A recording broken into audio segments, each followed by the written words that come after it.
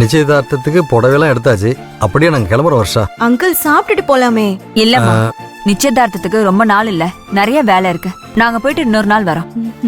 இனிமேல் அடிக்கடி இங்க சாப்பிட தானே போறோம். நாங்க போயிட்டு வரோம் வர்ஷா. Okay uncle. ராமநாதன், அப்ப நாங்க கிளம்புறோம். Okay sir, okay sir.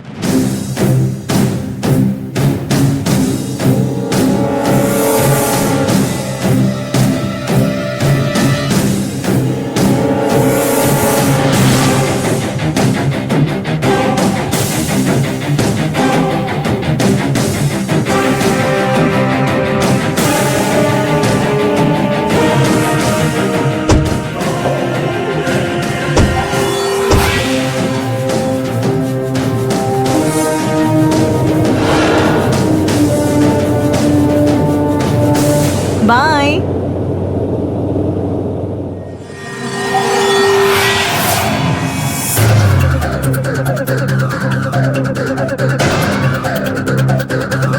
யார் இருக்கும்?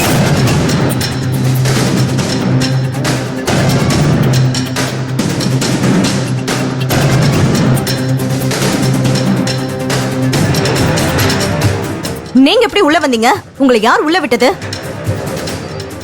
எப்படி உள்ள வந்தீங்க?